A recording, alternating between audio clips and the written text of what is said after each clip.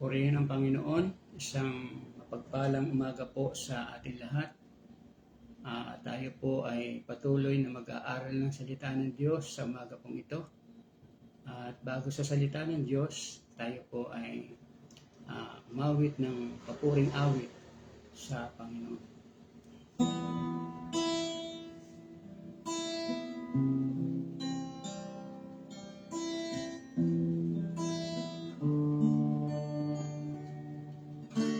Siya na nagbigay ng bagong buhay, nag-alis ng mga kasalanan, nilimot ang lahat ng aking nakaraan.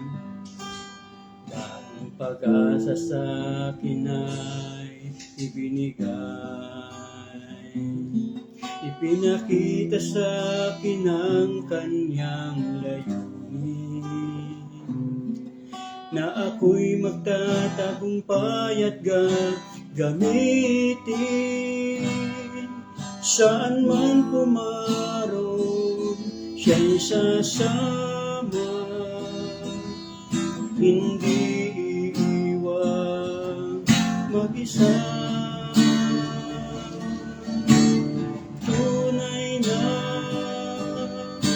Dakila ang Diyos na sa atin ay tumawag,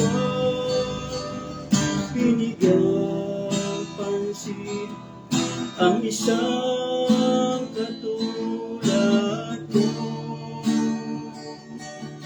Sa mga nakalipas ako'y kanyang pinalaya, Diyos na mabuti at tunay na dakila, tunay na dakila ang Diyos na sa amin ay tumawag,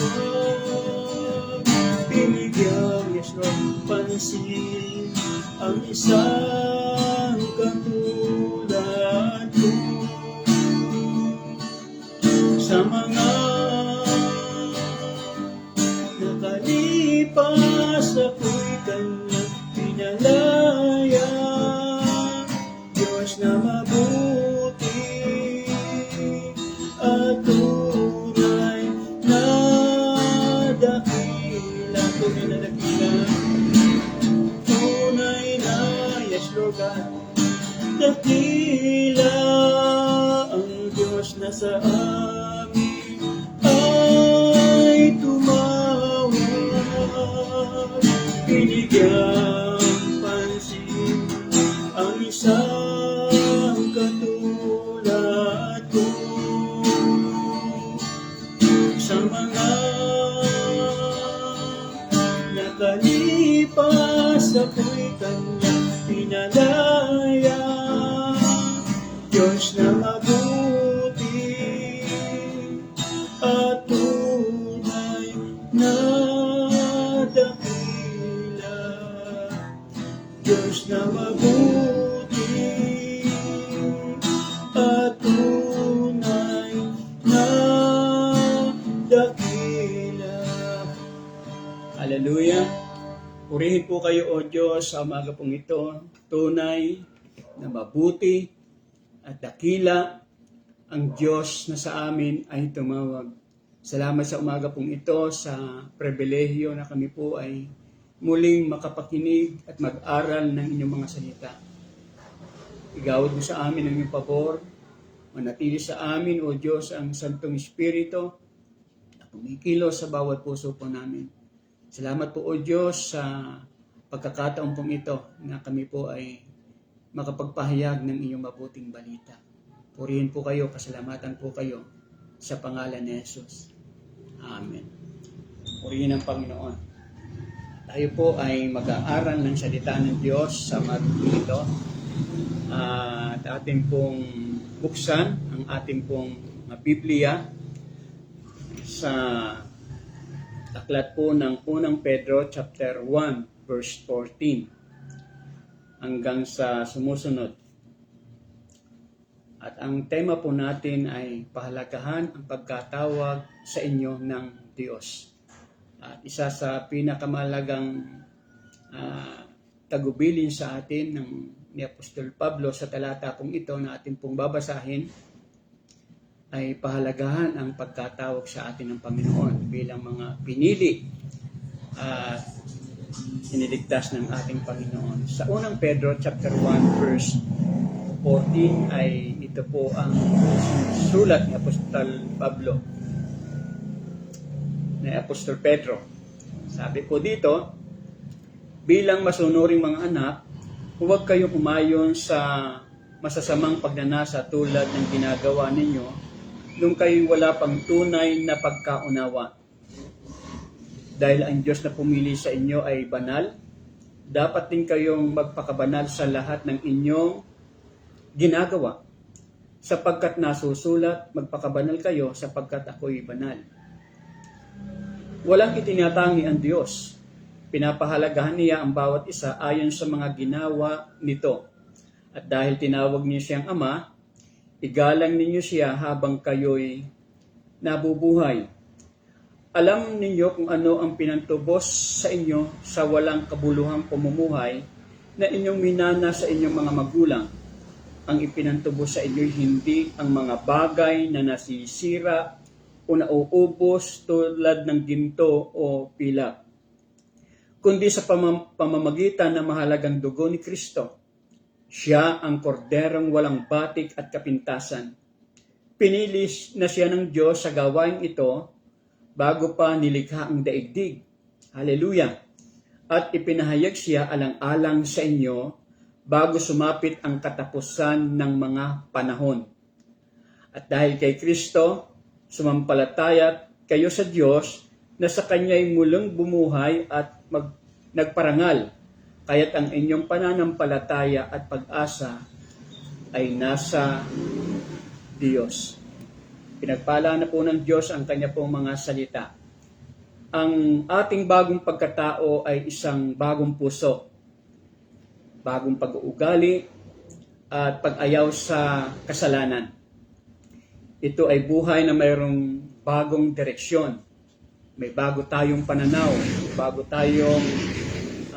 bagong kaisipan. At dati ito ay naghahanap ng sariling kapakanan o kagustuhan. Yung atin lamang pong sarili ang atin pong nasusunod at yung plano ng Diyos sa atin ay hindi po natin napapakinggan. At ngayon ang ating buhay ay napasasakop na sa kalooban ng ating Panginoon. Mga kapatid, ang isang tunay na Kristiyano ay nakadarama na ng pagbabago sa kanyang sariling buhay. Di po ba nung tayo po ay nakakilala sa Panginoon, nagkaroon na po tayo ng kaisipan na hindi na natin nakikita yung ating sarili, kundi yung plano ng Panginoon ang ating pong nasusunod. At marami na po ang nakagawa niyan. May sarili-sarili po tayong mga pangarap sa buhay, may mga gustong mangyari, matupad bilang isang tao. Pero nung tayo po ay nakakilala sa Diyos, nabago po yung ating pong kaisipan. Nagkaroon na po ng bagong direksyon, nagkaroon na po ng bagong tinatahak yung ating buhay at hindi na yung ating sarili ang ating pong nasusunod. Ang isang tunay na Kristiyano ay nakadarama na ng pagbabago sa kanyang sarili. At meron na siyang kauhawan sa Diyos. Meron na siyang pagnanasa na laging dumulog sa Panginoon. Amen po ba? At yung salita ng Diyos ay lagi po nating kinauuhawan. At minsan ay hindi po tayo nagkakaroon ng kabuuan yung ating pong buhay kapag hindi po tayo nakakadulog sa Panginoon. Yun yung pagkakaiba pag tayo po ay nakadarama na ng paglingap at pag-ibig ng ating Panginoon. At ang nais niya ay lagi na po nating masunod ang kalooban ng Panginoon. At ano po ba yung nagiging ugat para mabigyan po natin ng at pahalagahan ang pagkatawag po sa atin ng Panginoon? Tingnan po natin sa verse 17. Ang sabi po dito, walang kinikilingan ang Diyos.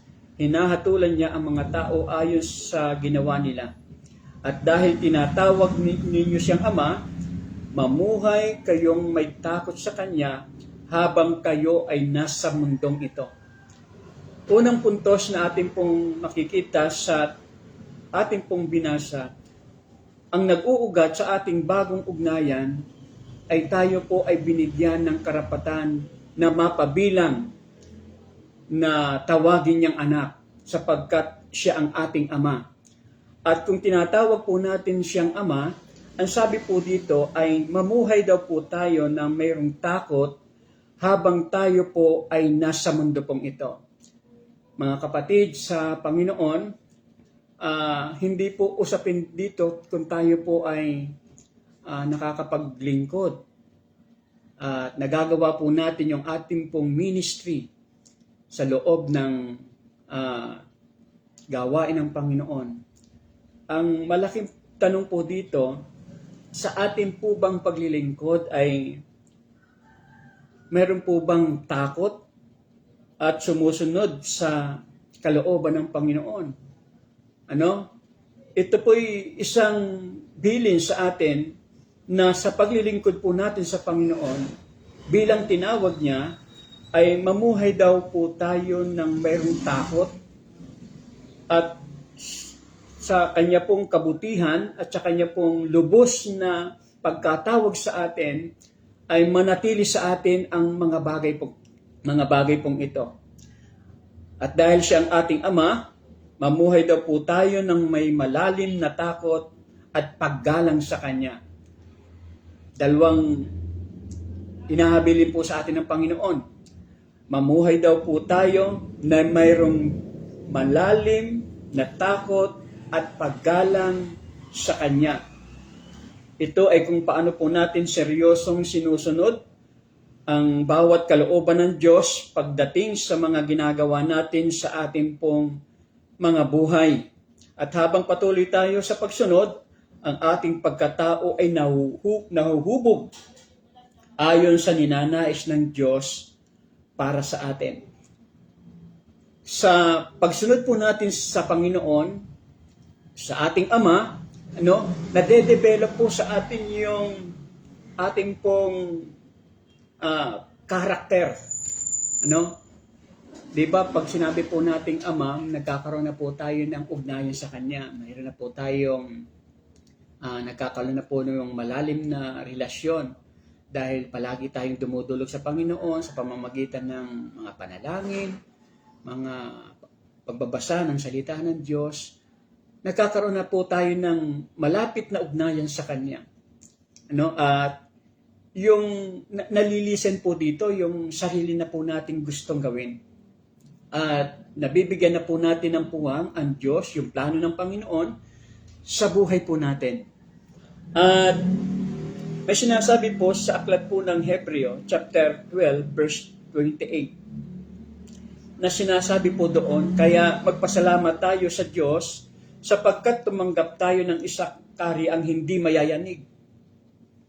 Kaya sambahin natin ang Diyos sa paraang kalugod-lugod sa Kanya, sa paraang may paggalang at pagkatakot. Sinasabi din po dito sa aklat po ng Hebreo na kailangan yung paglilingkod po natin sa Kanya bilang tinatanaw po natin ang Diyos bilang ating Ama, ay sinasabi po dito, kaya't magpasalamat tayo sa Diyos sapagkat tumanggap tayo ng isang kahariang hindi mayayanig. Hindi kayang tibagin.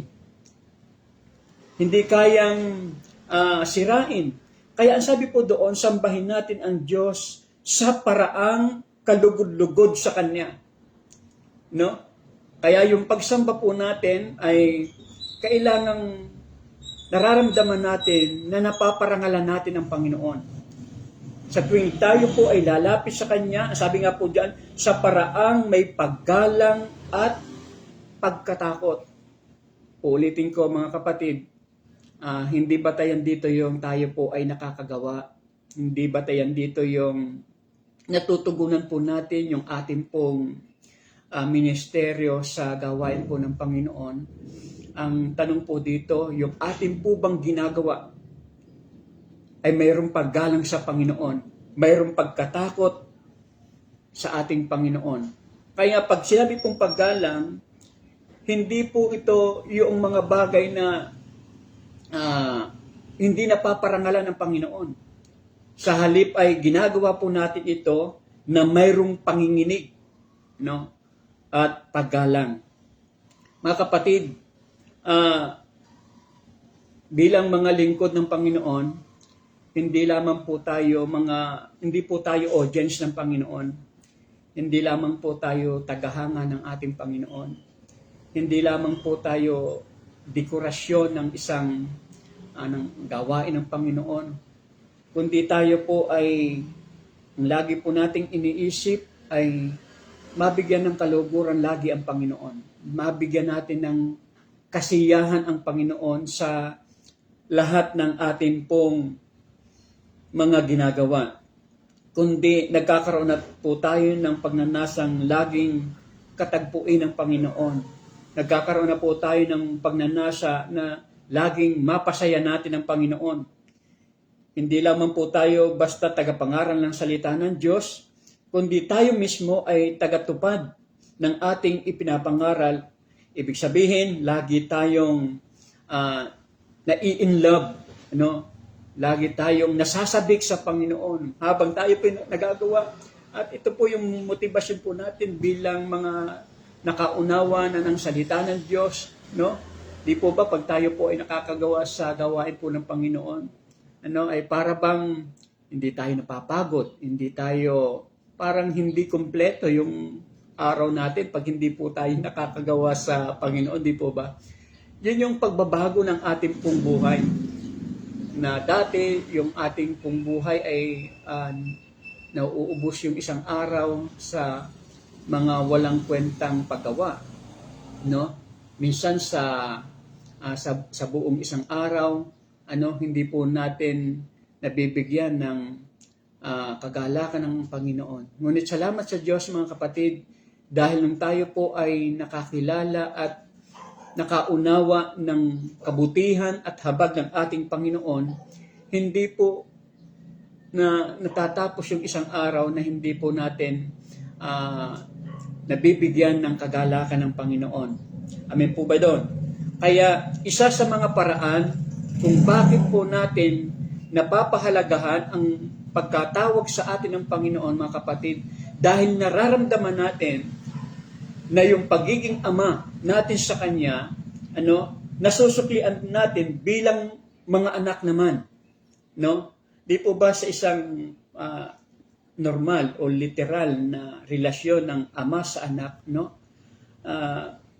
Kung mayroon mang kagalakan ng ama ay yung lagi niyang nabibigyan ng kaluguran yung kanyang tatay. Bilang, sabi nga po doon sa ating pong binasa, bilang isang masunuring anak. Yon, yung isang bagay na yon ay nagagampanan po ba natin? Nagagawan po ba natin na masunod lagi yung ipinapagawa ng Panginoon? At yun po yung kailangan po nating matugunan sa ating pong pagkakilala sa ating Panginoon. Pangalawa, dahil tinubos tayo sa dugo ng ating Panginoon. No? Alam naman natin mga kapatid na seryoso ang Diyos sa mga bagay pong ito. Seryoso ang Diyos na yung ginawa ng ating Panginoon, iniwan niya yung kagandahan ng langit, at siya ay tumira dito sa isang napakagulong lupa, mundo pong ito, para tayo po ay maabot. Dahil sa pamamagitan ng dugo ng ating Panginoon, ay nagkaroon po tayo ng ugnayan sa Panginoon. napalapit po tayo sa Panginoon. At ang katubusan pong ito ay higit pa sa lahat ng kayamanan ng buong daigdig. No? Ang katubusan pong ito, sabi nga po doon sa ating pong binasa sa kanina, ay hindi sa pamamagitan ng mamahaling ginto, pila kung anumang kayamanan ng sanlibutan pong ito. Hindi kayang tapatan yung ginawang pagtutubos sa atin ng ating Panginoon. Ganon tayo kahalaga sa ating Panginoon, mga kapatid. At kailangan yung kahalagahan ng pagtutubos ng ating Panginoon, mga kapatid, ay pahalagahan din po natin. No? Kung paano pinapahalagahan ng Panginoon na ibinigay niya yung kanyang sarili sa atin. Parang unfair naman po, mga kapatid. Yung Diyos na mabuti, yung Diyos na walang kasalanan, yung Diyos na nasa langit ay bumaba dito sa lupa para tayo po ay maabot. Ganon kabuti ang Panginoon sa ating mga kapatid. Kaya kailangan nating pahalagahan yung pagkatawag sa atin ng Panginoon. Amen? Kailangan nating seryosohin. Ano? Ibig sabihin, pag seryosohin, mga kapatid, yung ating paggawa, hindi lamang udyok ng ating pong kagustuhan, hindi lamang po na tayo po ay nautusan, no? Napagsabihan, no? Yung ginagawa po natin ay pinapahalagahan po natin yung ginawa ng ating Panginoon. Kaya nga po, lagi po natin sinasabi, hindi natin kayang bayaran o ng anumang bagay yung ginawa ng ating Panginoon. Pero alam niyo po ba, mga kapatid, sa kabila ng mga bagay pong ito, mabibigyan po natin ng pagpapahalaga yung ginawa ng ating Panginoon kung lubos po nating laging sinusunod yung kagustuhan ng Panginoon sa atin. No? Kaya, kailangan po nating matugunan ang mga bagay pong ito. Amen po ba? Kaya, salamat sa Panginoon dahil nakaunawa tayo ng kabutihan ng ating Panginoon. Ang sabi po dito sa aklat po ng Efeso, chapter 1, verse 3, purihin ang Diyos at Ama ng ating Panginoong Jesucristo. Pinagkalooban niya tayong lahat ng pagpapalang espiritual. Tayo, mga kapatid, pinagkalooban tayo ng mga pagpapalang espiritual at makalangit dahil sa ating pakikipagkaisa kay Kristo. Hallelujah! Pinagkalooban tayo ng mga pagpapalang espiritual at makalangit. Bakit? Dahil sa ating pakikipag-isa sa ating Panginoon. Nasabi nga po dito, bago palikhain ang sanlibutan, pinili niya tayo upang maging Kanya sa pamamagitan ng ating pakikipag-isa kay Kristo. Napakabuti ng Panginoon, mga kapatid. Dahil hindi tayo pinabayaan ng ating Panginoon. Ang totoo, mga kapatid, wala tayong pag-asa. Kapahamakan ang nag-iintay sa atin. Wala tayong patutunguhan. Kung hindi tayo nakipagkaisa sa ating Panginoon at kung hindi ibinubo ng Panginoon yung kanyang sariling dugo sa atin, kapahamakan ang nag-iintay sa atin. At pag sinabi pong kapahamakan, mayroon pong isang lugar na ginawa ang Panginoon para sa mga taong hindi susunod sa kanyang kalooban. Kaya ang sabi po doon, kaya't purihin ang Diyos at Ama ng ating Panginoong Jesucristo. Pinagkalooban niya tayo ng lahat ng pagpapalang espiritual at makalangit dahil sa ating pakikipag-isa kay Kristo. At ang sabi po doon, bago pa likhain ang sanlibutan, pinili niya tayo upang maging Kanya sa pamamagitan ng ating pakikipag-isa kay Kristo, upang tayo maging banal at walang kapintasan sa harap niya dahil sa pag-ibig ng Diyos sa atin. Hallelujah, mga kapatid. Mayroon pa tayong lakas minsan ng loob na hindi tugunan yung kalooban ng Panginoon, yung ipinagagawa ng Panginoon. Siguro po ito'y isang malaking kahihiyan na sa atin, mga kapatid. Uulitin ko, ang ipinambili, ang ipinambayad sa atin ng Panginoon. Pag sinabi pong pagtutubos, lotro sa salitang Grego, no, ay hindi sa pamamagitan ng mga bagay ng sanlibutan pong ito, kundi sa mahalagang dugo ng ating Panginoon. Kaya sabi po doon, tayong lahat ay pinili upang maging anak niya sa pamamagitan ni Jesucristo. Iyan ang kanyang layunin at kalooban. Kaya't purihin natin siya sa kanyang kahangahang pagkalinga sa atin sa pamamagitan ng kanyang minamahal na anak. Kaya lubos-lubos ang pasasalamat ni Apostol Pablo. At kilala natin si Apostol Pablo sa kanyang buhay. At ito po'y hindi na po lingid sa atin sa buhay po ni Apostol Pablo. No? Nung siya po ay tinawag ng Panginoon, nung siya po ay nasa daan ng Damasco, kilala niya ang Panginoon, inuusig niya nga ang Panginoon eh. Pero nung siya po ay na-convert bilang isang tagasunod ng ating Panginoon, pinahalagahan niya yung kanyang pagkatawag. Kaya ang sabi niya po doon, na kaya kong limutin ang aking sarili. No? Kaya kong mamatay dahil sa Panginoon. Ganon pinahalagahan ni Apostol Pablo yung kanyang pagkatawag. Kahit siya po ay mabilanggo, tuwang-tuwa pa siya. Ito po mga kapatid, tayo lang yung may ganito pong konsepto sa ating pong buhay. Tayo na pinapahalagahan yung pagkatawag sa atin ng Panginoon. Sa panong paraan? Tayo lamang po yung may ganitong kaisipan na yung kamatayan ay aariing pakinabang. Sa sanlibutan po, ito po ay isang kamangmangan. Yung kamatayan, aariing pakinabang. Yung pagtitiis ay kagalakan. No? Yung pag-uusig, ang sabi doon ay mapalad. Baligtad sa sinasabi ng sanlibutan pong ito, yung ating pong paglilingkod. Kaya purihin po ang Panginoon. Kaya si Apostol Pablo sa kanyang mga salita, sa kanyang mga isinusulat, ang lagi niya sinasabi, purihin ang Diyos, purihin ang Panginoon. Ako na alipin ni Kristo. Hallelujah. Kaya tayo naman na nandito sa huling henerasyon, papaano po ba natin iginagalang, sinusunod, at binibigyan ng mataas na pagpapahalaga yung pagkatawag ng Panginoon sa atin? Ito po ba ay mayroong paglilingkod po ba natin ay mayroong banal na takot sa Panginoon? Mayroon bang panginginig itong ating pong ginagawa habang tayo po ay naglilingkod sa ating Panginoon? Kaya purihin ang Panginoon. Kaya marami po tayong nakita, naranasan ng mga lingkod ng Diyos na yung paglilingkod nila sa Panginoon ay talagang suko ang buhay.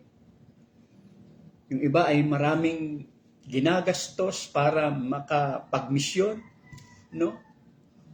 At purihin ang Panginoon yung mga kapatid po natin sa lugar po ng Taiwan. Purihin po ang Panginoon sa inyo pong buhay dahil nakita po namin yung inyo pong pagnanasa na mabigyan ng kaluguran ng Panginoon. At ang Diyos ay nakita po yung inyo pong pagsisikap na kayo po ay makapaglingkod sa Panginoon. Hindi po kayo nilagay ng Diyos dyan para magtrabaho lang, kundi inilagay po kayo ng Panginoon dyan para mabigyan din po ng kaluguran ng ating Panginoon. Kaya purihin ang Panginoon. Isang talata na lamang po dito sa aklat po ng mga awit. Tayo po ay mananalangin sa Panginoon. Dito po sa Psalms 107 verse 1, ang sabi ng Panginoon, purihin si Yahweh sa kanyang kabutihan. Pag-ibig niya'y tunay, laging tapat, kailanman. Isang sulat ni Haring David para mabigyan ng papuri ang Panginoon, para ma-express niya, maipahayag ni Haring David yung kanyang saloobin, yung kanyang nararamdaman sa ating Panginoon. Kaya ang sabi po doon, purihin si Yahweh sa kanyang kabutihan. Pag-ibig niya'y tunay, laging tapat kailanman. Lahat ng naligtas, tinubos ni Yahweh, bayaang magpuri, mga tinulungan upang sa problema sila ay magwagi. Colossians chapter 1 verse 12, lagi kayong magpasalamat sa Ama sapagkat minarapit niyang makibahagi kayo sa mga pangako ng Diyos para sa mga hinirang na nasa liwanag. Iniligtas niya tayo sa kapangyarihan ng kadiliman at inilipat sa kaharian ng kanyang minamahal na anak. Hallelujah! Ganun kabuti ang ating Panginoon. Kaya suklian din po naman natin ng paglilingkod na nararamdaman natin na nabibigyan natin ng kaluguran ng Panginoon sa buong maghapon pong ito. Mga kapatid, maraming mga tukso, maraming mga gagawin ng kaaway, mga kapatid, para yung kalooban ng Panginoon, yung ipinagagawa ng Panginoon ay hindi po natin magawa. Ngunit kung tayo po ay laging sumusunod sa kalooban ng Panginoon, walang bagay na mahirap na pwede natin gawin sapagkat kasama natin ang Panginoon. Kaya purihin po ang Panginoon, mga kapatid, sa umaga pong ito. Pagpalain po tayong lahat ng ating Panginoon at sumagana ang habag at biyaya ng ating Panginoon sa ating po mga buhay. Tayo po ay manalangin. Hallelujah, aming Ama, aming Diyos, salamat po sa umaga pong ito. Kami po ay patuloy na nagbibigay ng papuri, pagluwalhati, pagdakila sa iyong banal na pangalan. Salamat po sa umaga pong ito sa iyong mga salita na kami po bilang tumanggap ng inyong kabutihan ng tabag ay naghahangad din po kayo sa mga taong tinubos nyo ng iyong banal na dugo na mabigyan din po kayo ng karangalan. Kung hindi kayo nagdamot sa amin, Panginoon Lugad, at binayaran mo kami sa isang napakahalagang dugo, ganun din kami, Panginoon Lugad, na magnasa din po kami sa buo po namin paglilingkod na kami po ay magbigay ng kaluguran sa inyo. Salamat po, pagpalain mo ang inyong mga lingkod, pagpalain mo ang aming pong ministeryo, pagpalain mo ang buhay po ng Pastor Joseph sa kanya pong mga paglilingkod, sa kanya pong mga pagmimisyon. Hallelujah, bigyan mo siya, O Diyos, ng patuloy na kalakasan, Panginoon Lugad. At kayo po ang patuloy na mag-ingat sa kanya pong buhay at sa buong Door of Faith organization, Panginoon Lugad. Salamat po. At lagi po namin dalangin, Panginoon God, na samahan mo kami, Panginoon, simula sa District 1 hanggang sa District 9, Panginoon. Salamat sa mga district supervisor po namin na walang sawang sumusunod sa mga ipinagagawa niyo, Panginoon. At dalangin po namin, O Diyos, ang masaganang buhay at patuloy na pagpapala, maging sa mga material, Panginoon, sa mga pangangailangan, higit sa lahat, Panginoon Lugad, sa karunungan na nagmumula sa iyo. Salamat po, Panginoon, sa bawat mga kapastoran, Panginoon, na nangangalaga, Panginoon, ng mga kaluluwa na ipinagkatiwala mo sa amin. Dalangin po namin, O Diyos, sa mga oras pong ito, bigyan mo kami ng malalim na pasanin, Panginoon Lugad, na matugunan ang pangangailangan po nila, Panginoon Lugad, na matugunan, Panginoon Lugad, yung inanasa po nila sa kanila pong buhay na laging kauwawan po nila, Panginoon Lugad, ang laging dumulog sa inyo, laging pong masunod, Panginoon, ang iyong kalooban sa Panginoon. Salamat po. Pagpalain mo ang bawat buhay po namin sa buong maghapon pong ito. Proteksyonan mo kami at huwag po mawala sa amin ang kagalakan sa amin pong paglilingkod, Panginoon Lugad. Salamat po. Dalangin din po namin sa mga oras pong ito, yung mga OFW, Panginoon Lugad, sa buhay po nila. Lord, dalangin po namin, sumagana ang inyong pagsasama sa kanila pong mga pagtatrabaho. Ingatan mo sila, Panginoon. Maging pagpapala sila, Panginoon Lugad, sa kanila pong mga kapwa trabahador, Panginoon, sa kanila pong mga kumpanya, Panginoon, sa kanila pong mga amo, Panginoon. Makita, Panginoon Lugad, ang kabutihan mo, ang pag-ibig mo sa kanila pong mga buhay. Dalangin din po namin, Ama, sa mga oras pong ito, yung mga nasa kabundukan, Panginoon Lord God, na nagsisikap, Panginoon, nagampanan yung tungkulin, yung ministeryo, Panginoon Lord God, na ipinagkatiwala mo sa amin. Abutin mo sila, Panginoon. Kung mayroong mga nangihina, Panginoon, sa kanila pong paglilingkod, Lord, ipaalala mo sa kanila, Panginoon Lord God, na bagong mangyari sa buhay po namin ito, mayroong unang nagsakripisyo, Panginoon. Walang iba kundi kayo, Panginoon Lord God. Salamat po. Lagi po namin tingnan yung cross, Panginoon Lord God, na kung saan ay nagbigay ng bagong pag-asa para sa amin. Bagong buhay, Panginoon. Salamat po. Salamat po. Ingatan mo ang iyong mga lingkod, Panginoon. Ingatan mo kami palagi, Panginoon. Purihin po kayo, dakilain po kayo, sambahin po kayo sa umaga pong ito. At sa buong maghapon pong ito, igawad mo sa amin ang iyong pabor, ang inyong pag-iingat, at ang inyong laging pagsama sa bawat buhay po namin. Purihin po kayo, dakilain po kayo. Hallelujah. Sa iyo po, Ama, ang mataas na papuri, ang mataas na pagdakila, ang mataas na pasasalamat sa pangalan ng Ama, ng Anak, at ng Diyos Espiritu Santo.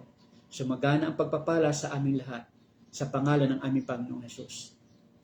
Amen. Amen. Purihin po ang Panginoon at mapagpalang umaga po sa ating lahat. God bless you po.